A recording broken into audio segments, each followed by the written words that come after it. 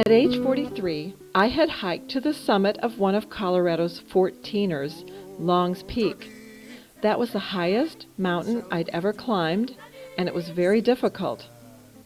At my 50th birthday party, our daughter Sarah said, "Why don't we do a mother-daughter hike up Mount Kilimanjaro?" Sarah and I are getting ready to hike Mount Kilimanjaro, a mother-daughter hike. We are climbing Mount Kilimanjaro. Their kids are helping Mom and Grandma get ready for Mount Kilimanjaro.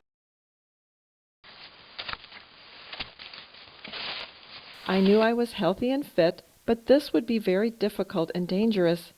The rate of success for all age groups is only 50%, and 6 to 8 people per year die trying. Ski mask opening so that I can put the ski mask over it.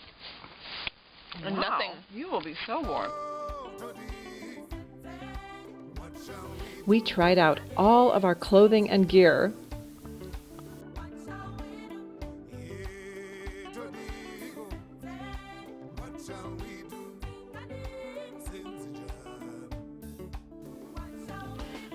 Some of my friends wished me luck. Good luck, Sherry.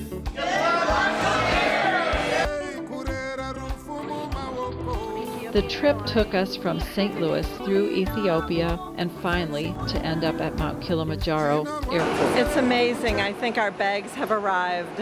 Loading our backpacks on the van. It's going to take us to the Machame gate. We've stopped for 5 minutes or so to buy some things. At the Machame gate of Kilimanjaro National Park, we had to begin the routine of signing a logbook at every campsite on the 7-day hike. Our guide, Jerome, was one of the Kilimanjaro Chaga people known for their ability to thrive in high altitudes. His crew of about 15 was an assortment of local men who worked part-time as porters and cooks. From day one, my name to them was Mama, not Sherry. The trail started out in the rainforest, and it was hot and muggy. As we ascended the path, it became steep immediately. Straight up. We've been hiking straight up for hours and hours. By day 3, we found ourselves higher than we'd ever been before, above 14,000 feet, and we reached the amazing lava tower.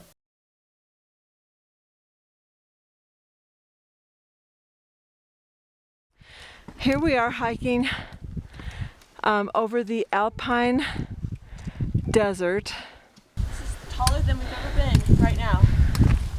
Taller than Long's Peak.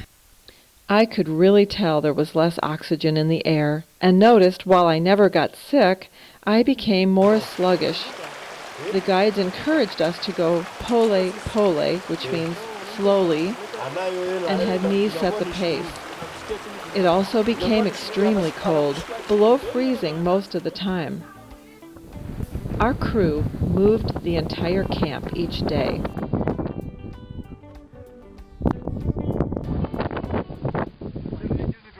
Breakfast is in the brown tent, right there.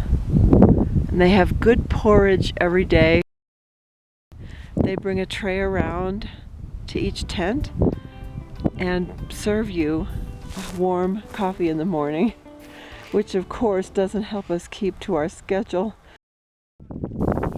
The trail took us up and then down, and again up and then again down, with the purpose of getting us acclimated to the higher altitudes.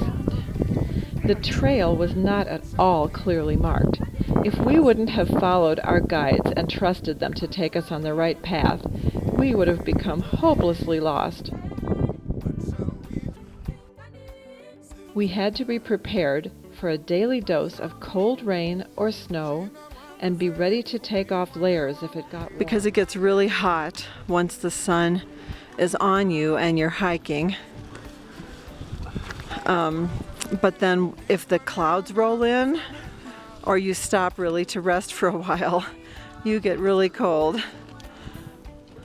On day 4, after spending a very cold night, we climbed the Barranco Wall, a steep and difficult climb.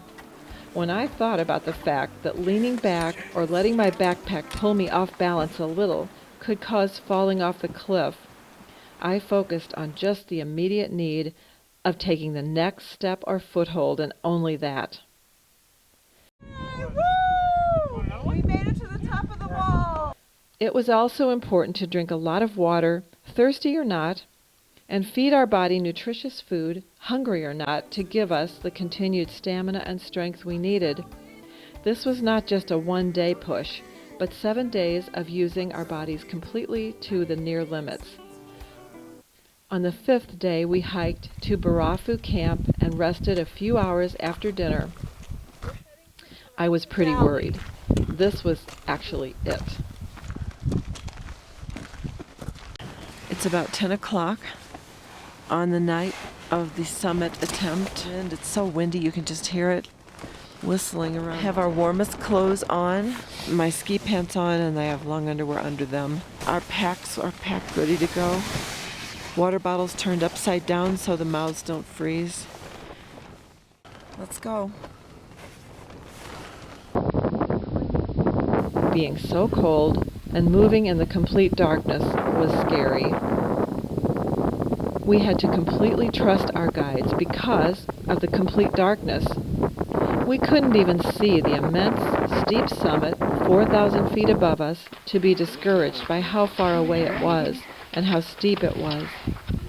We couldn't get distracted and frightened by steep drop-offs that may lay on either side of us.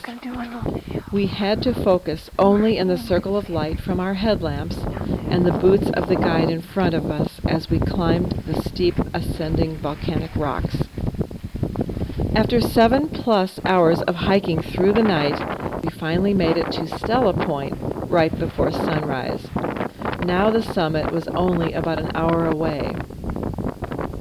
I suddenly realized how tired I was, and with the strong wind, I found it difficult to even keep my balance. I was using hiking poles, and I couldn't put my hands in my pockets, so my hands were frighteningly cold. We could not stop moving, though, or we would freeze. There was very little oxygen in the air, the temperature was below zero, and the wind was very strong. On this last stretch, I thought, I'll just keep putting one foot in front of the other. And finally, we were at the summit. The sun was shining brightly by now. The scene seemed chaotic to me. We needed to get pictures quickly because stopping too long meant freezing. The extreme wind blew my furry hood off, and being tired, I forgot to put on dark glasses or even think about how I might look in the summit pictures that will last through posterity. We're waiting by the sign to take our turn.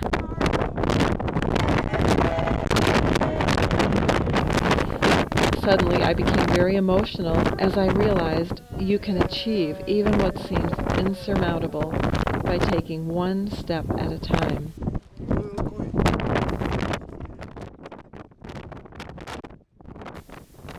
Well, I finally remembered to take off my headlamp and put on my hood and dark glasses. The hike down was also incredibly difficult because we were so exhausted and because the volcanic rock skidded out from under us and the volcanic dust was incredible. It got in our eyes, making them burn. Being exhausted after hiking all night, the steep descent back to Barafu Camp was very difficult. After a meal and only a short nap there, we needed to break camp and hike down 6 more miles to the final campsite. The hike down was through a steep creek bed with jagged, treacherous rocks at every step. We had to be extremely careful so as not to turn an ankle or slip. We finally arrived after dark at the final camp back at the rainforest level. On day 7 morning, we celebrated as our crew sang and danced Kilimanjaro songs for us.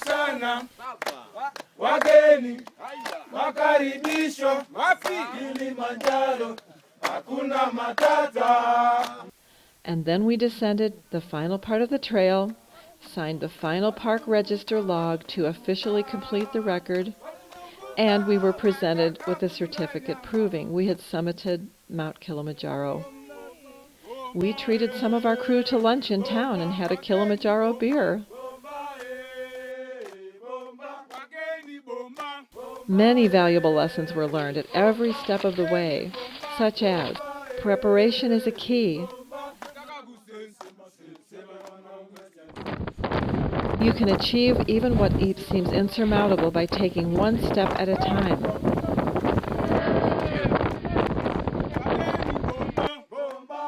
Take the right path. Stay in the beam of light to keep you from straying treacherously off the path. It can't be done alone. It's a team effort, but you have to do your part. And don't ever stop.